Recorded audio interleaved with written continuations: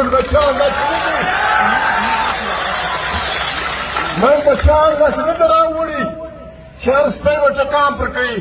هر سپی به یې وژني دا زموږ بچي دي دا موږ په ډېره خواري لوی کړي دي کرنل صاحب مهرباني کوه برګیډیر صاحب مهرباني کوه ډي سي صاحب مهرباني کوه یو بچی که زموږ ضایع سو یو بچی که زموږ ضایع سو ذمهواره یې ته یې برګیډیره کرنله او ډي سي صاحب دا پښتو وطن دی دا د حساب وطن دی خلک به دا نه کوي چمن داسې بې حسابه نه دی د چمن خلک داسې بې حسابه نه دي دا د ښاغلو غړیالیو مبارزو پښتنو وطن دی له دې ځایه څخه په بلوچستان کې ملګري ناست دي بلوچ پښتون سندیاګر ملګري ناست دي په بلوچستان کې د فرنګي خلاف اوله ناره له دې ولسه پورته شوې ده په 1919 کې اوله ناره له دې ولسه پورته شوې ده بیا چې هر وخت پر پښتانه تکلیف راغلی دی بیا خاص کر پر دې پښتانه پښتون ولس بیا د چمن ولس د پاټۍ سره د خپل کام سره ډېر ټینګ لګېدلی دی د خانشید هېڅ ګناه نه وه خانشید د چا په کور نه و ننوتلی خانشید بېادبي ماف د چا بېعزتي نه وه کړې د خانشهید مرګ پر دې وسو چې د خپل ولس اختیار غوښت او په ګډه وسو په شر وسو د سره ملګري شو بې غیرته د مرګونو خلکو غاړې نه خلاصېږي د چمن په حیثیت یې محمود پر ما حق لري په حیثیت یې پاټۍ چمن پر موږ حق لري په حیثیت یې ولسونو چمن هر وخت خپله قرباني کړې ده هغه وخت چې خاني شهید سو ما نه دي کړي خو زه وایم چې مجبور زه خبرې کوم خاني شهید سو پاره چې شهید سو په اشر شهید شوی دی لاسونه یې معلوم دي هر څوک چې دي دا شاني شهید مړ کړي یا د چا سر په وږو پاته سو یا د چا سر په وږو پاته سو د چا قبرونه معلوم سو تر اوسه د مرګو ټپلوانۍ تر اوسه د مرګو دغه مسله خېږي د مرګونو خلک نه خلاصېږي بیا زه په الیکشن کې ودرېدم زموږ حیا پکار وي خاني شهید د بل د لاسه مړ و په وینو لړلی و پکار نه وه چې د زوی سره خلک درېدلي وای ودرېدل بیا د پورې خوا دیوانیان ګر سره کتاب سو دا د باډر برس خلک یې ور وغوښتل که نورزی و که اڅکزی و که دا اڅکزی ګوتې پسې وې فلانی له سردار وایي پاگل لیونی فلانی سردار وایي چې محمود ته به ووټ نه ورکوئ محمود داسې او هغسې ګپ خلک رالو فلانو اکا زوی رالی بل غریب مجبوره کړی و د مدې زوی خان رالی دا شیزوی خان رالی د دغه زوی خان رالی لیکن پښتون ولس دا ټولې خبرې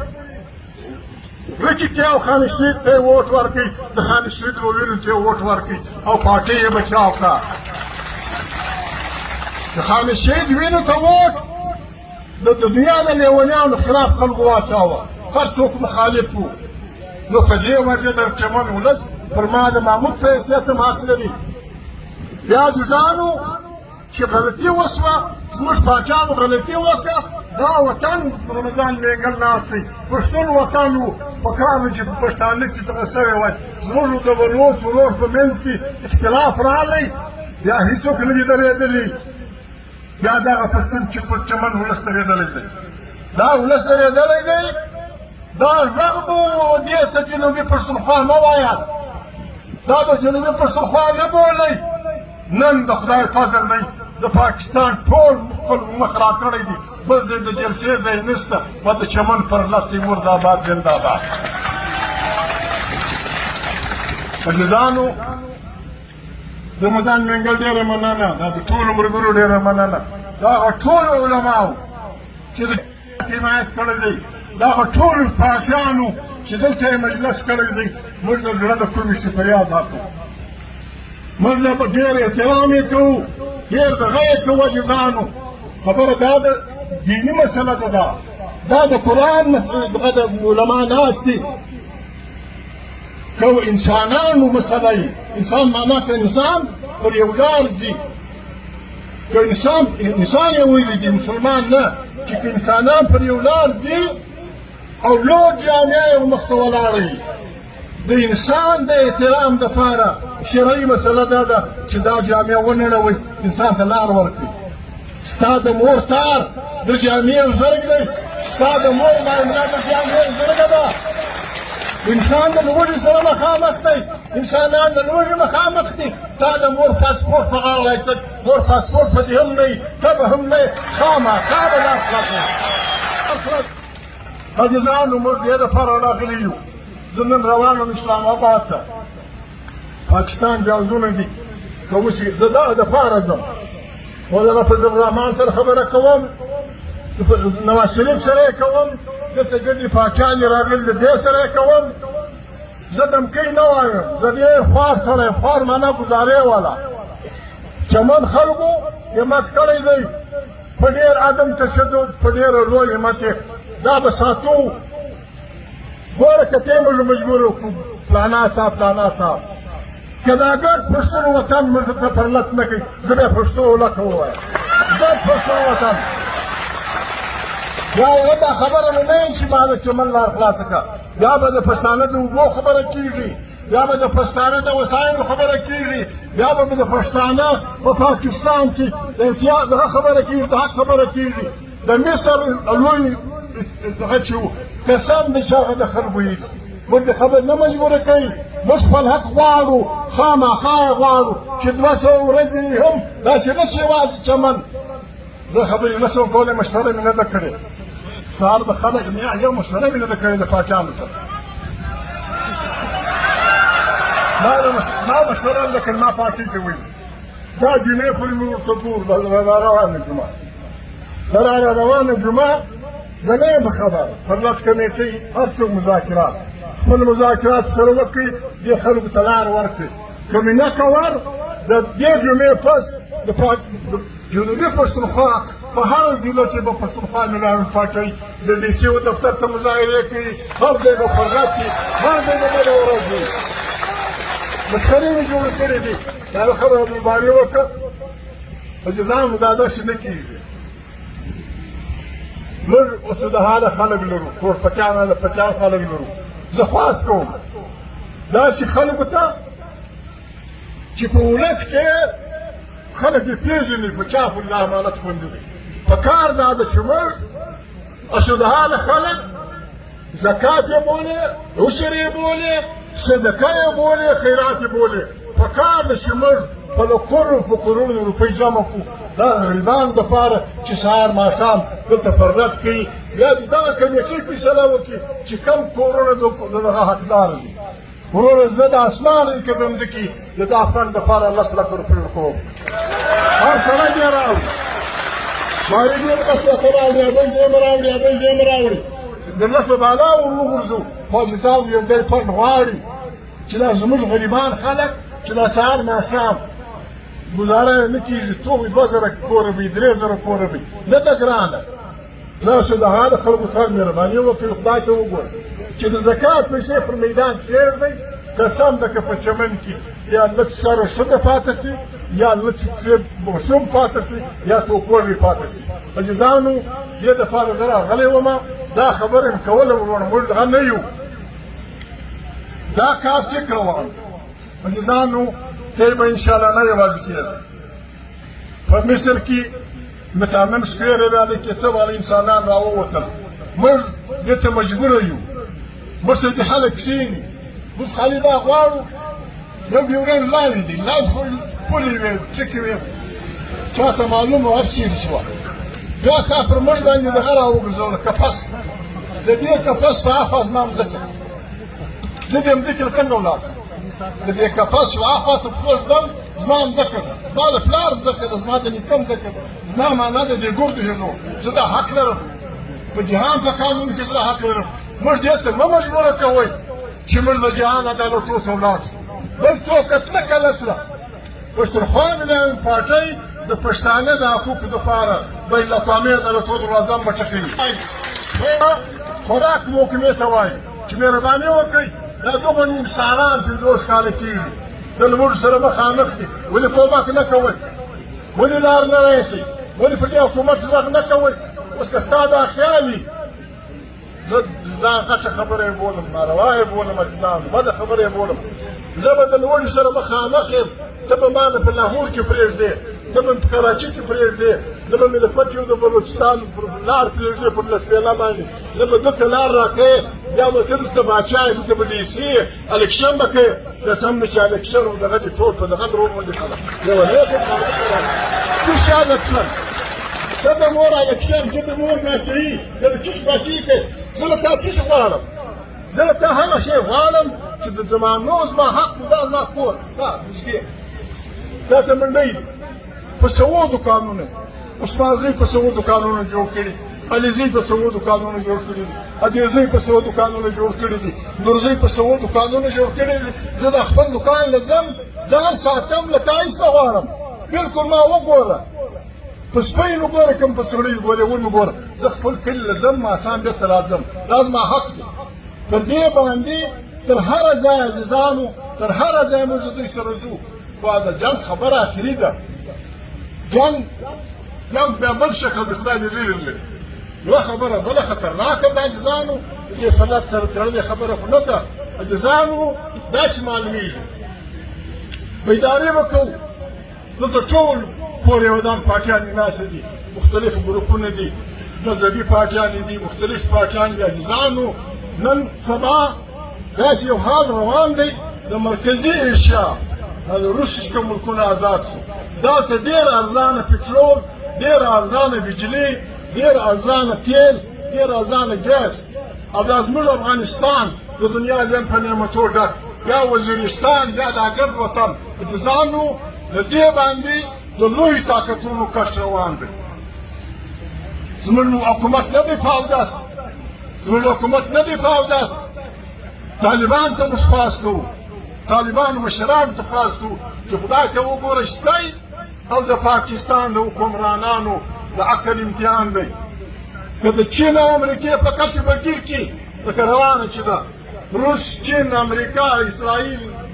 هندوستان، ایران، که د دې په کشف بګیر کې عزیزانو موږ کښېوتو،